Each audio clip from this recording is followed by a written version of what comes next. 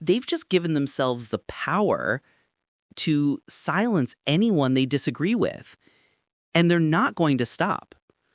It always starts with a promise to keep you safe, a promise to protect the children, a promise to build a kinder world. But what if the price for that safety was your right to speak your mind? What if the cost of that tolerance was the end of all debate? Today, this isn't a hypothetical question. It's happening right now. We're talking about a new law, a law so sweeping and so vague that legal experts are calling it an unprecedented attack on our freedom. We're talking about Canada's Bill C-63, also known as the Online Harms Act. And even if you don't live in Canada, you need to pay attention. Because this is a test, a blueprint for other countries, and it's coming for everyone. The government sells this bill as a simple, noble idea. They say it's to protect kids from online predators and to stop the spread of hate speech. On the surface, who could argue with that? But when you look at the details of Bill C-63, you don't find a shield to protect people. You find a weapon aimed directly at free expression. To see how dangerous this is, we need to look at the three main parts of this bill. Think of it like a three-headed monster. First, there's the new speech police. The bill creates something called the Digital Safety Commission, basically a government regulator for the entire internet. This commission will be run by unelected officials, and they'll have incredible power. They can hold secret hearings, they can force social media platforms to remove content they call harmful, and they have to do it in 24 hours. If a platform doesn't comply, they face massive fines, up to 6% of their global revenue. For a company like Google, that's billions of dollars. So what do you think happens next? The platforms won't wait for a court order. They won't argue about free speech. They will just delete everything. They'll censor any post that might even slightly offend the new commission. This isn't just censorship. It's a system where big tech does the government's dirty work for them. But it's much worse. The real poison in this bill is how it defines what you're no longer allowed to say. The second part of this monster is the new definition of hate speech. For a long time, the legal bar for hate speech was very high. It meant directly calling for violence against a group. This bill changes everything. It creates a new rule.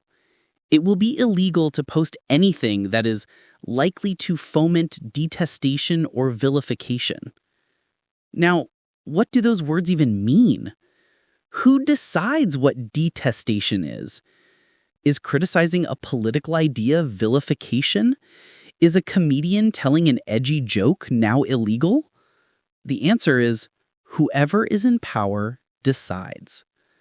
The language is so vague it can be twisted to mean anything. And here's how they can punish you. Anyone can file an anonymous complaint against you. If a tribunal agrees with them, they can force you to pay your accuser up to $20,000.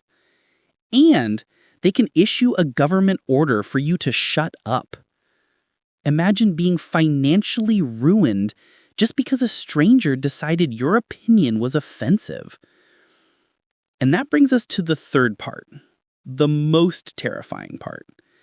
This is something straight out of a dystopian movie. The bill introduces a new kind of pre-crime enforcement. Here's how it works. If someone fears that you might commit a hate crime in the future, they can report you to a judge. Let me say that again. You don't have to do anything wrong. Someone just has to convince a judge that you might say something hateful based on your past posts or comments. And if the judge agrees, You can be put under house arrest. You could be forced to wear an electronic ankle monitor.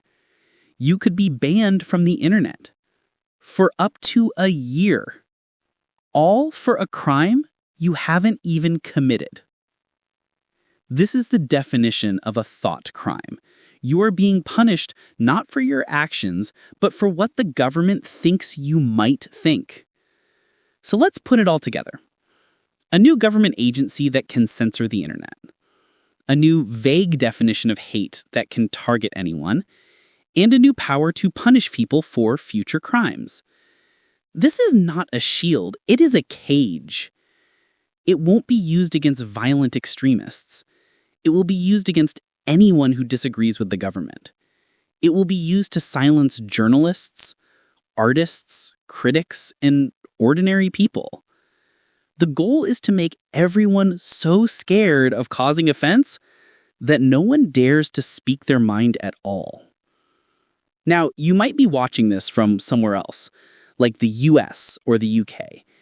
You might be thinking, okay, but that's just Canada. It's not my problem. That's where you're wrong. This is a test balloon.